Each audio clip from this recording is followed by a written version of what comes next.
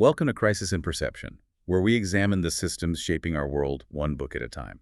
Today, we're launching into a deep dive on a really monumental work, Edward E. Baptist's The Half Has Never Been Told, Slavery and the Making of American Capitalism. Hmm.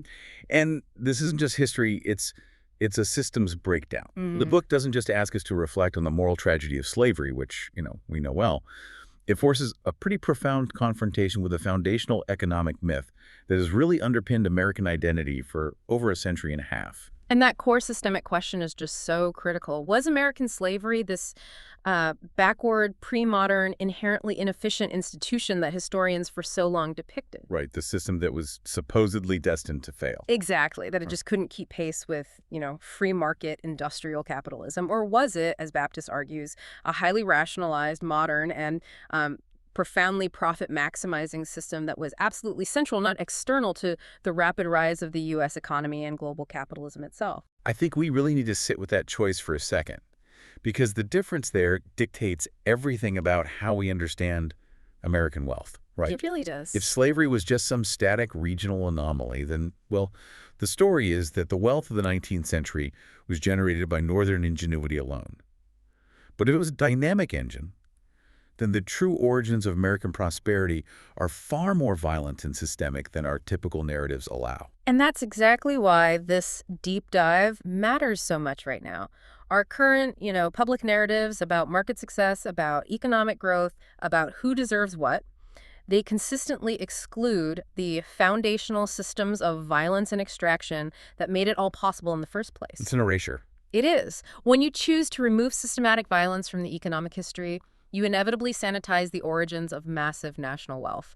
And that lets us mistake coercion for merit. And just to be absolutely clear to you, our listener, our mission here is purely structural analysis. We are going to dissect the mechanics, the institutions, the economic feedback loops that Baptist identifies. Yep. We're not here to moralize individual enslavers, and we're definitely not assigning retroactive blame to anyone alive today. Our goal is structural clarity. We want to understand the sheer engineering required for the system that made the United States the second nation in the world to undergo large-scale industrialization. So to begin, let's set the stage a little. Let's talk about the author and the context for this really ambitious work. Okay.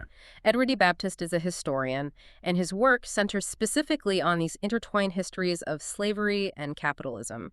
And his book, which came out in 2014, it wasn't just another survey of the antebellum South. It was a necessary and direct response to a long tradition of economic and political histories that had, for generations, just stubbornly insisted on depicting slavery as economically static, Inefficient. inefficient, and entirely external to the forward march of American modernization. And that perception was so deeply entrenched. The idea of the South as this sleepy, inefficient agrarian society, a historical relic. Baptist looks at the numbers and sees something completely different. He sees an economic engine running at full expansionist throttle. Right, but to understand that dynamism, you really have to grasp the historical context of the expansion period itself. We're talking roughly 80 years, from the American Revolution to the Civil War. And any system like that needs inputs, right? Yeah. In this case, land and labor. Land and labor. And the land acquisition was, well, it was massive and it was brutal. It was achieved through relentless westward territorial seizure, often by force, from Native American nations.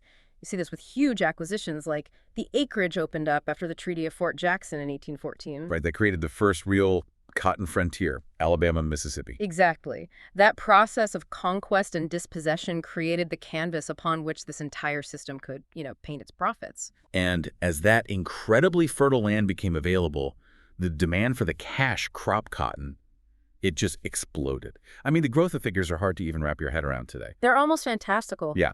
If you look at the turn of the 19th century, say 1800, enslaved African Americans produced about 1.4 million pounds of cotton. Mm-hmm.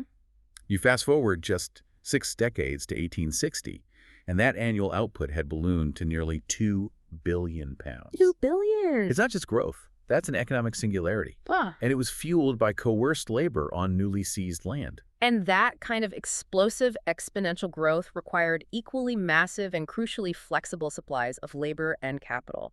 As planters move into these new, often really risky frontier territories, they needed vast amounts of credit. To buy land, tools. All of that to fund the speculation, to buy machinery, and most importantly, to buy more enslaved people. Yeah. And this deep, continuous need for credit, which was secured by human beings as collateral. That's the hinge. It's the hinge upon which the entire financial and economic system of the nation turned. Okay, so let's state the central thesis clearly, in plain language, because this is the fundamental perceptual shift we're asking everyone to make. Right. The core idea is that the dramatic expansion of American slavery functioned as a modern, highly rationalized system of labor extraction and credit creation. Yeah. And it was a system that directly fueled U.S. economic growth, specifically northern industrialization, and dramatically reshaped global capitalism from Manchester all the way to Wall Street. It was not archaic. It was Mhm. innovative. It was debt-driven, and it was structured for maximum efficiency and growth. You know, the title of the book, The Half Has Never Been Told, it comes from this anecdote Baptist shares. The interview with Lorenzo Ivy? Yeah, the elderly, formerly enslaved man telling an interviewer in 1937, "Truly, son, the half has never been told." And that half, Baptist suggests, is this story. It's the story of dynamic, systematic, and violently enforced profitability that was basically scrubbed from the historical record. So now we can get into the core systems analysis. Let's dive into the specific economic and financial mechanisms that made this expansion so profitable and, well, so modern. Mm-hmm. Our first insight, and it builds right on the thesis, is this idea of slavery as a dynamic, profit-driven growth system. It was not a static relic. It was the rocket booster. The system design itself was just inherently expansionist and market responsive. Enslaved labor, particularly through cotton, became the dominant commodity stream. It made the U.S. economy the world's fastest growing in the first half of the 19th century. It's a huge shift. The U.S. went from being a minor global trading partner to the world's largest economy. And it was overwhelmingly driven by cotton. By 1820, cotton already accounted for an astounding 42% of all U.S. exports. 42%. Just think about that. Almost half of America's entire revenue stream from the rest of the world came from this one brutally extracted commodity. And the incentive structure driving this was, nothing short of a fanatical, relentless profit-seeking. These enslavers were entrepreneurial in the extreme. The system rewarded risk, it rewarded speculation, and it rewarded the ceaseless drive to move capital and labor to the next frontier where the land was freshest and the yields were highest. The book calls it cotton fever. It was a fever, a financial and psychological addiction to expansion, profit, and risk that demanded continuous adaptation and innovation, all in the pursuit of efficiency. That entrepreneurial character is so often ignored, isn't it? We think of entrepreneurs as people who invent new machines. Right. But in the South, the innovation was structural, it was managerial, they were constantly refining labor practices, soil management, logistics. It was market responsiveness taken to its most violent extreme.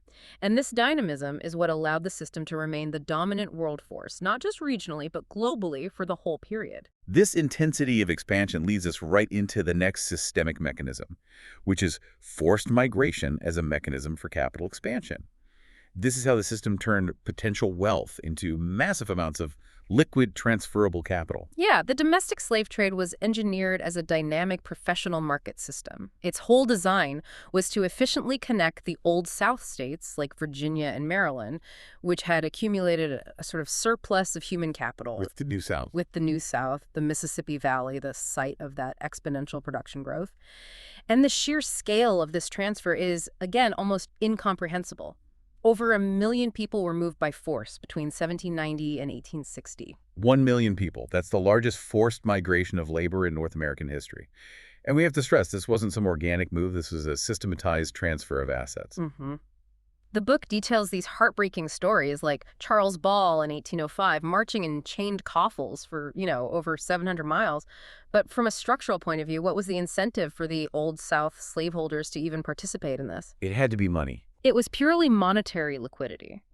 They used the sale of enslaved human beings, often tearing families apart in the process, to pay off their own debts, to finance their own smaller resettlement journeys west, or just to unlock the massive monetary value that was stored in their human property. It was the liquidation of accumulated assets. And as the cotton boom drove up prices in the West, those assets became incredibly valuable. Incredibly. providing a continuous infusion of cash into the older, often soil-depleted eastern states. And facilitating this liquidity were these new professional traders, the super traders, as Baptist calls them, figures like Isaac Franklin. Right, who built these enormous fortunes by specializing in connecting the stored human wealth to the distant, high-demand, and higher-priced markets in the West.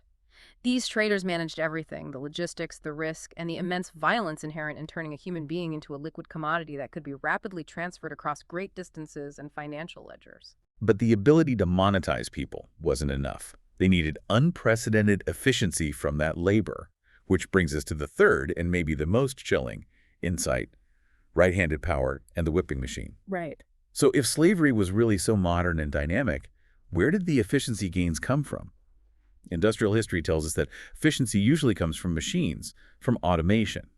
But as you said, the mechanical cotton picker wasn't invented until the 1930s. Exactly.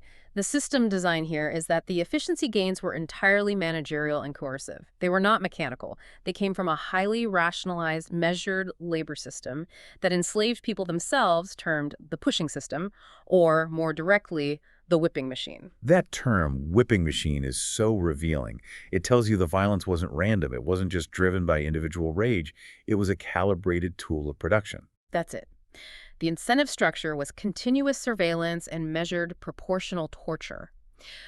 Overseers used tools like their slates and these incredibly detailed record books, like the one from R.C. Ballard's 1852 ledger, to track each enslaved person's output by the pound every single day. And they enforced escalating quotas. Escalating quotas. And here's the truly shocking element of the system's rationality.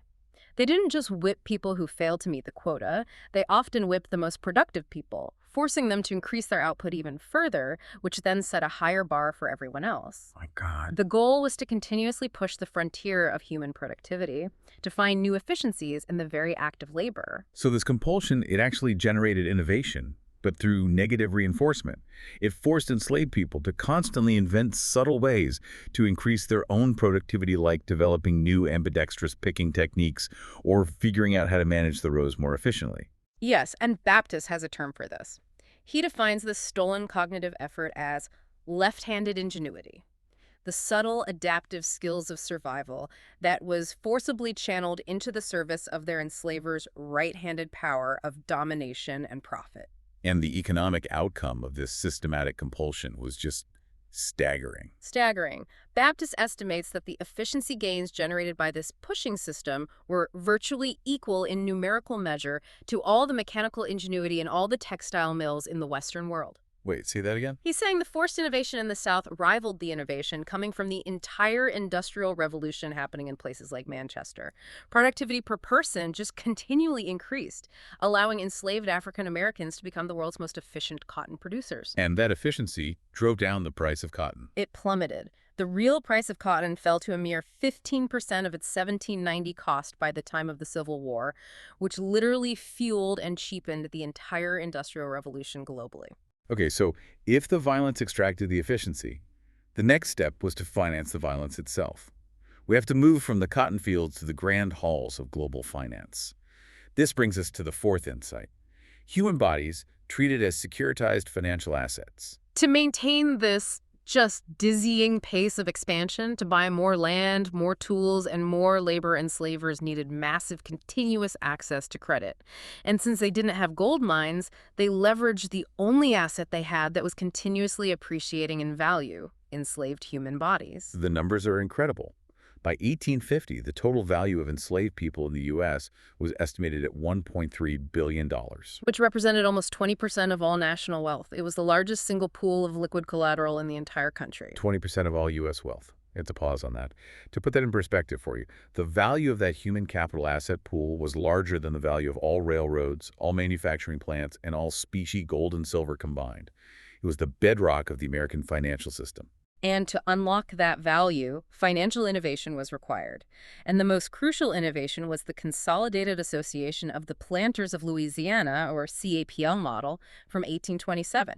They pioneered what they called faith bonds. And this system design is what we would now recognize as securitization. It's one of the most sophisticated tools of modern finance. So how did it work, specifically? For those who aren't steeped in modern finance, securitization is taking individual illiquid assets, like a mortgage on a single home, and pooling thousands of them together into a standardized security that can be traded globally. How did CAPL apply this to slave mortgages? They pooled thousands of individual slave mortgages, which were highly risky and localized debts, and they bundled them into uniform securities, or bonds. And the critical element was that these bonds were often state guaranteed. So the risk was mitigated.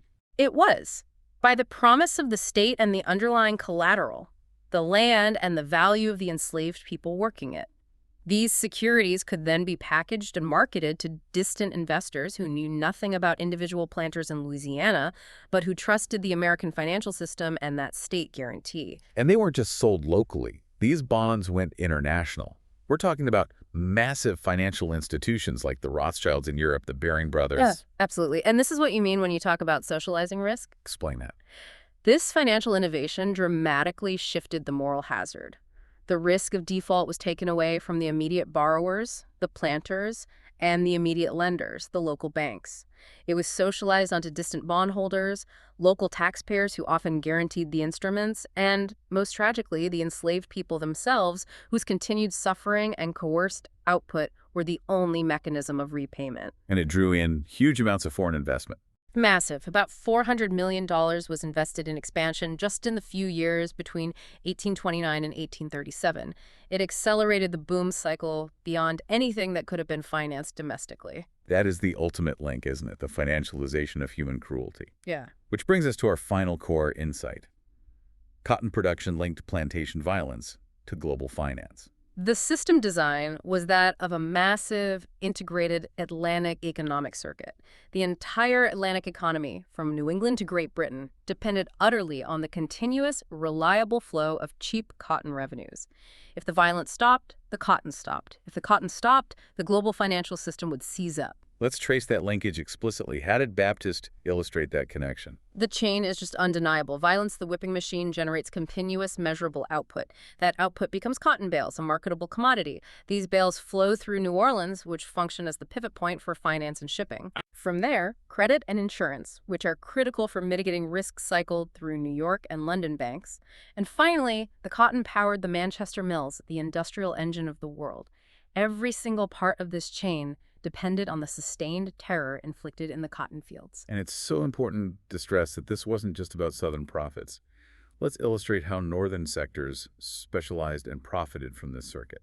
Absolutely. The North was deeply, deeply embedded. You can take the example of a company like the Collins Axe Works in Connecticut. After they rationalized their own labor processes, they started turning out 250,000 axes a year, and many were sold directly to the South to clear new land for expansion. So they were selling the tools for expansion. The tools for expansion. Or look at the New England textile mills. They were protected by federal tariffs that Southern politicians often negotiated in exchange for more land. They channeled the immense profits generated by cheap slave labor into their own capital deepening, building bigger, more efficient, more mechanized operations. The North provided the finance, the tools, the shipping, the insurance. The wealth of New York City and Boston was inextricably yoked to the output of the Mississippi Valley. Okay, let's unpack this entire structure.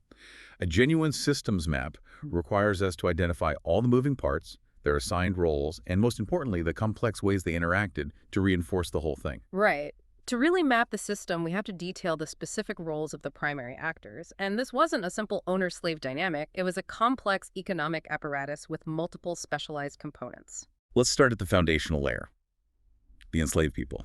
Their role was the most complex. They were the forced labor. They were the innovators whose cognitive labor was stolen to increase efficiency. They were the prime collateral for all finance and the human capital for expansion, engine and asset, all at once. Then you have the plantation owners and entrepreneurs. These were the primary debtors and land speculators. They were political power brokers, but critically, they were also the micromanagers. They were the innovators who designed and continuously refined the pushing system. They translated market demand into specific levels of measured violence. Then you have the middlemen, the traders, super traders, and factors. These specialized middlemen, Isaac Franklin, and later firms like Lehman Brothers or Buckner, Stanton, and Kocha, they were the logistical and financial arteries of the system. They connected supply in the Old South with demand in the New South, facilitated the flow of credit, and managed the immense risk of physically moving human bodies across the continent. They were the critical liquidity providers. And then the banks and insurers. They acted as the centralized credit creators. The Bank of the United States, CAPL, all the state banks. They were the risk transfer agents. They pooled debt, and they held the largest collateral pool in the nation, that $1.3 billion human capital asset base.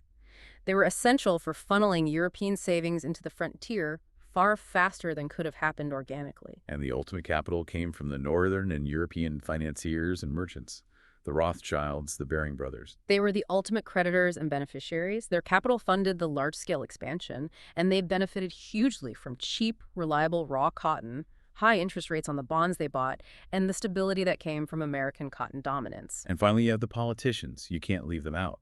Their role was indispensable. Their job was to legitimize and secure the system. They secured territories through policies like Indian removal, they ratified the financial systems through bank charters, and they controlled federal policy through the Three-Fifths Compromise, which gave Southern politicians disproportionate leverage in Congress, ensuring their economic interests dominated national policy right up to the Civil War. It really does sound like a perfectly oiled, if brutal, machine. So what were the specific incentives driving its perpetuation?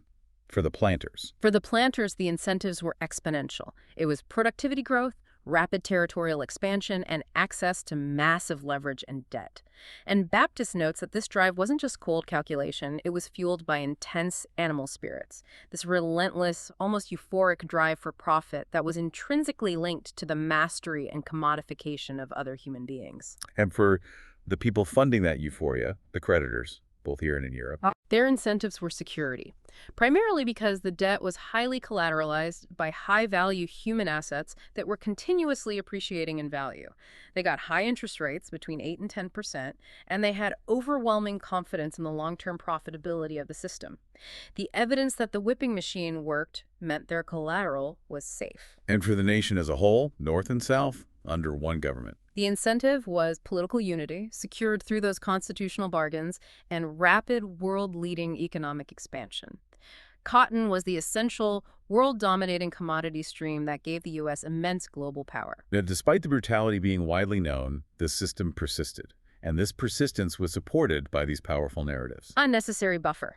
The dominant stories were those of progress, civilization, property rights, and economic inevitability. The belief that the nation was destined for greatness, manifest destiny, acted as a kind of moral shield, overshadowing the means by which that greatness was achieved. And what's so fascinating in Baptist analysis is how those narratives were subtly reinforced, even by people who were against slavery. Yeah. You detail this odd agreement between abolitionists and pro-slavery writers. Yeah, it's strange. They often found common ground in arguing that slavery was inefficient or unprofitable.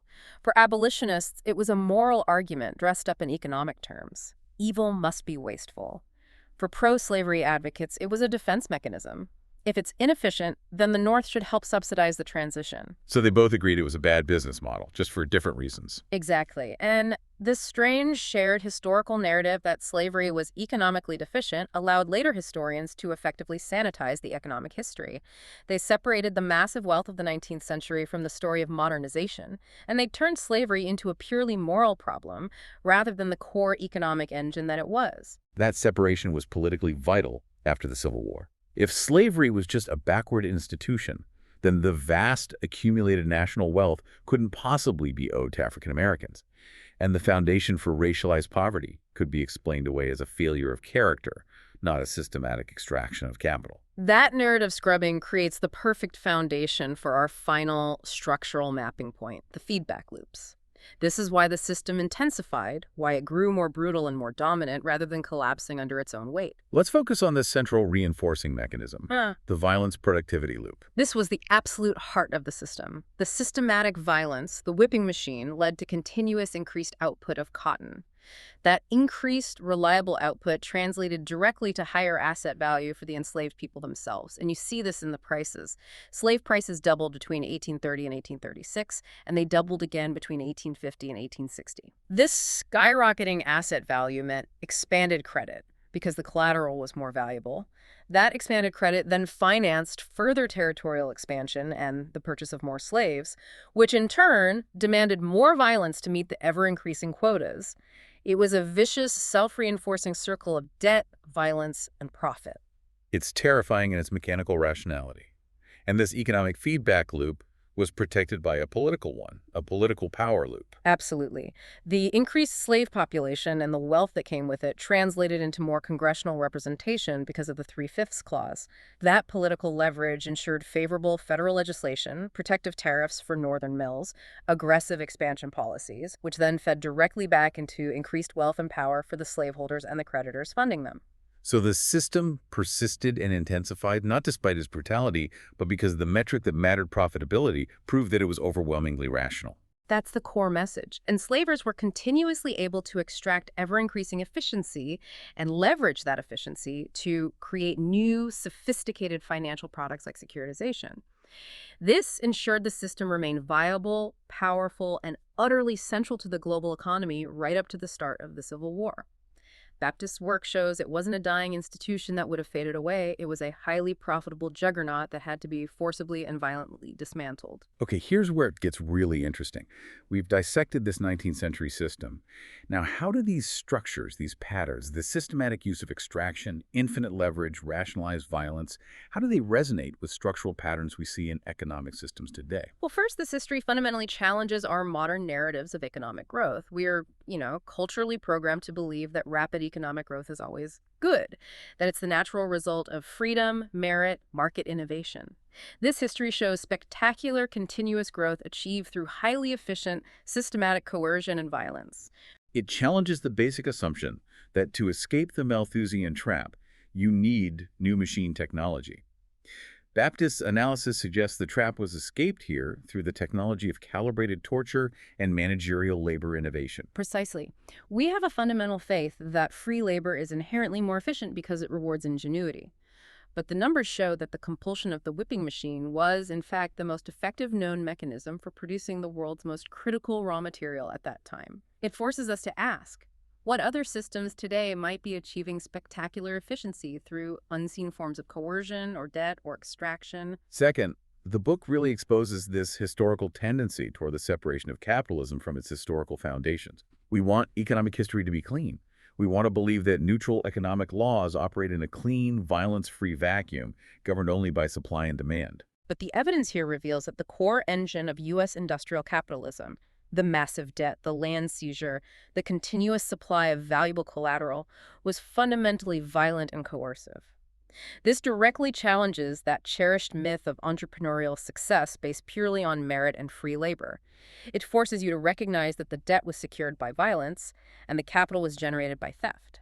And this leads us to a crucial modern structural pattern we have to analyze: the recurrence of securitization and moral hazard.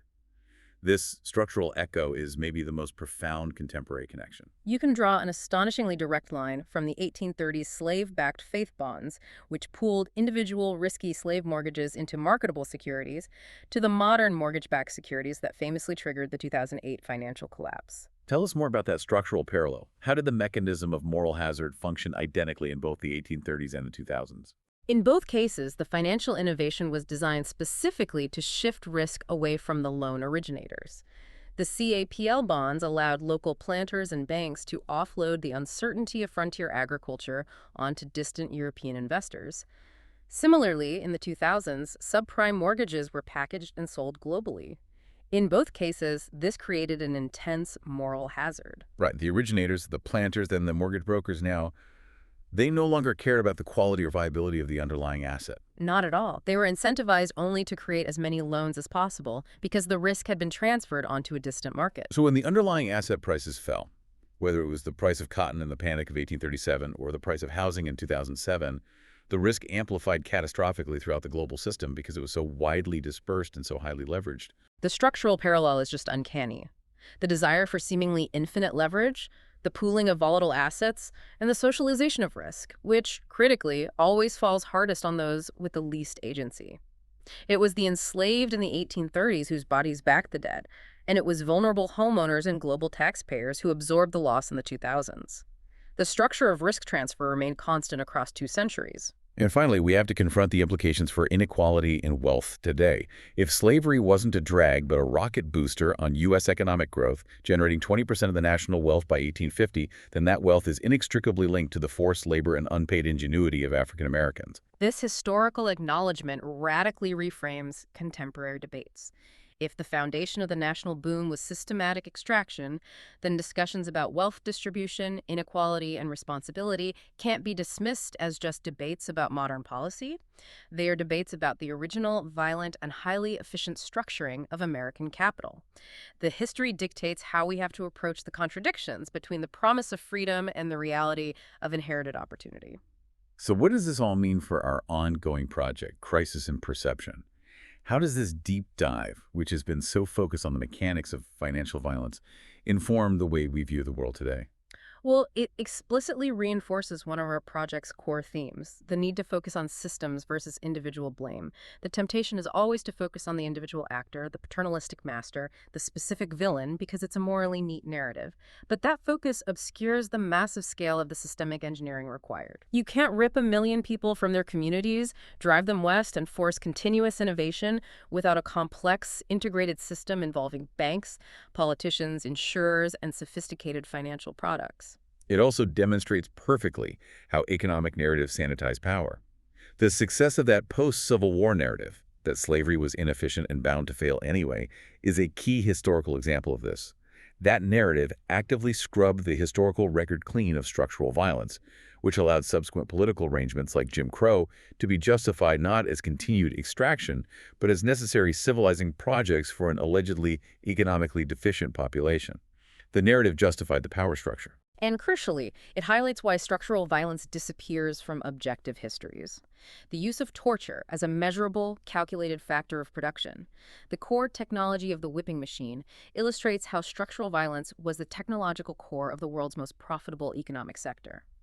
When historians and economists try to create an objective analysis, that measurable violence is often the first variable to be erased, leaving only clean, quantifiable graphs of supply, demand, and profit, disconnected from the human costs that drove the numbers. It proves that economics is never truly separate from politics or violence or human identity.